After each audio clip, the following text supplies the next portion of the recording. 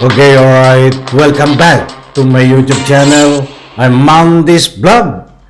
Mga kaibigan, napakalungkot nitong balita na ito. Tungkol dito kay Kris Aquino. Nako po. Kris Aquino lumantad, subalit may dalaho na ika nga po yung masamang balita tungkol dito sa tunay na kalagayan ng kanyang sakit. Gusto kong ibahagi sa inyo ang nilalaman ng video na ito. Mga kaibigan, sa puntong ito ay diretsahan. Inamin ni Kris Aquino na anumang oras ay pwede siyang hindi tumibok ang puso. In one word, anumang oras pwede siyang mamatay na. At handa na siya, mga kaibigan, sa anuman ang kahinatnan ng kanyang buhay. Mga kaibigan, sa rolling ng video na yan, lahat po at marami pang iba ang matutuklasan nyo. Kung bago pa lang po kayo sa aking maliit pa na YouTube channel, inaanyayahan ko po kayo, please subscribe, sabay-sabay po nating i-like ang video na ito kung nagustuhan nyo po.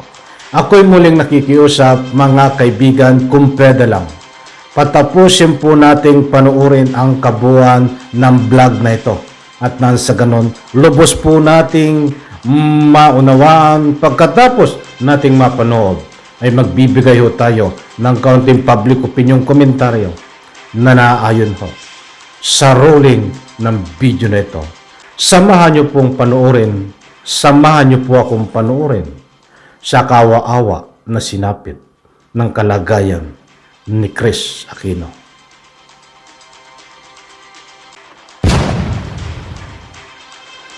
Mga kapatid kong babae, nangako sila na kung ano man ang mangyayari, pero akong dalawang kaibigan ang lilipad dito handa na akong mamatay. Would you believe my sister Biel said, I hope may nag-ayos sa iyo. I hope base kang okay dahil ayoko na kaawaan ka ng mga tao at ayoko matakot sila na ililibing ka na. I stand a very strong chance of having cardiac arrest. As in, pwedeng it may sleep or kung ano man ang ginagawa ko, pwedeng tumigil na lang yung pagtibok ng puso. I'm sorry na parang ang kapal ng mukha ko dahil ang tagal nyo na akong pinagdarasal, but I really need it now because on Monday, papasok ako sa ospital at may susubukan kaming biological na gamot. This is my chance to save my heart because kung hindi ito tumalaboy, I stand a very strong chance of having cardiac arrest. As in, pwedeng it may sleep or kung ano man ang ginagawa ko, pwedeng tumigil na lang yung pagtibok ng puso. So, may gamot na susubukan, but there's a very big risk involved with that medicine because hindi binibigay ang gamot na to na hindi ka binibigyan muna ng steroids. You need it para hindi ka magkaroon ng anaphylactic shock. So, on Monday, magbe-baby dose muna ako. Titingnan nila kung kakayanin ko. Kung kakayanin ko, bibigyan ako ng pangalawang dose. But this will go on for, I will need a total of 4 doses of this medication. Okay, Chrissy? Hindi predictable. Correct. So, boy, I hate to say it, but you know, I've always been very, very upfront and honest at hinarap ko na to because alam ko na bawat araw, especially now, birthday ko pa, pahiram na lang to ng Diyos. Binigyan ako ng bonus. So, whatever days are left, kung ano man ang natitira, it's it's a blessing. But I really want to stay alive. I mean, sino ba naman ang sasabihin na handa na akong mamatay? I don't think any of us can say that because Ben is only 16. I made a promise to him na until he becomes an adult, I will really do everything. Lahat gagawin ko kasi hindi naman sikreto sa mga tao that ang kuya niya falls under the autism spectrum. Ako mismo, ako lang ang nagpalaki dun sa dalawa. Kailangan pa nila ako. But on the flip side of that, after Monday, wala na akong immunity. Pwede na akong dapuan ng kahit anong sakit at wala akong panlaban doon. That's why I want to take this opportunity, boy, na magpasalamat sa iyo because nangako ka sa akin.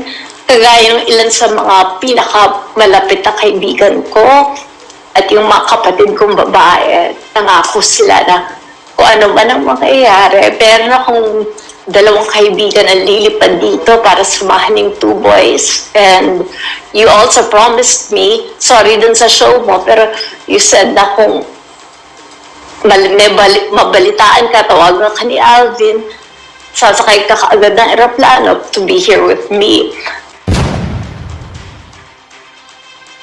I love you so much and I'm entrusting them with you because the 2 will actually be going home by the first week, in 2 weeks.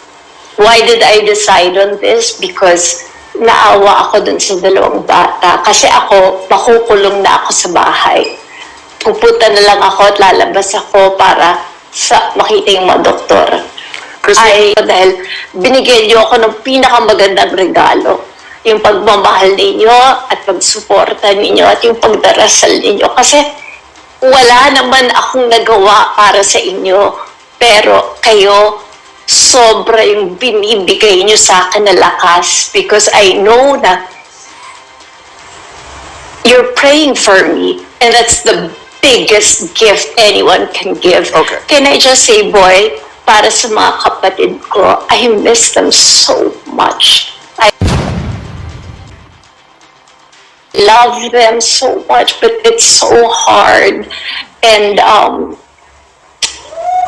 to all my friends also. Biel just messaged me. Would you believe my sister Biel said, I hope may nag-ayos sa iyo. I hope base kang okay dahil ayoko na kaawaan ka ng mga tao at ayoko matakot sila na ililibing ka na. Okay. No, I refuse to die.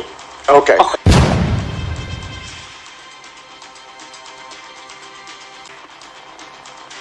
Okay, alright. Excuse. Shoutout po sa lahat.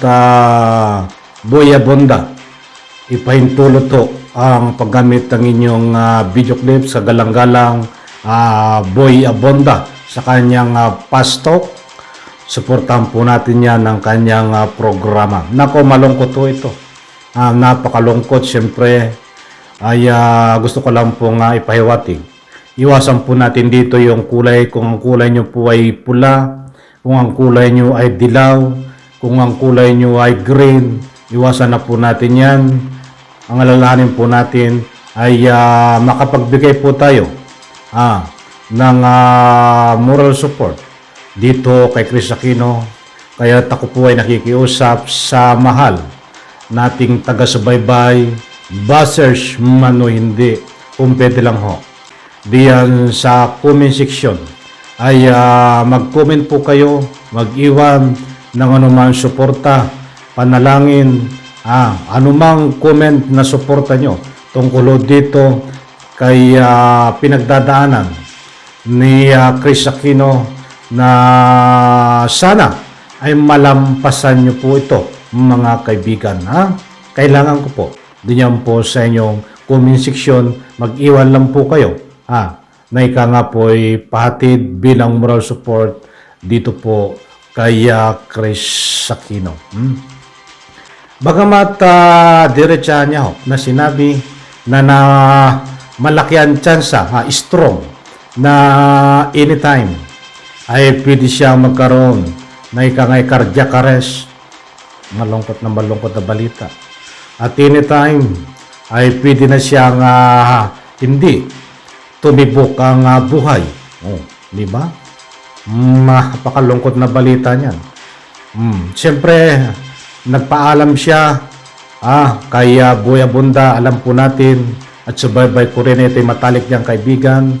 Nung nagsama pa sila sa programa, sinubaybayin ko din to. Ang the bus, ay sabi nga kung ano man ang mangyayari, on the record dito sinabi niya, ay puntahan niya. Doon, lumipad siya agad. Diyan po, sa ika nga po, kinalalagyan ngayon ni Chris Aquino.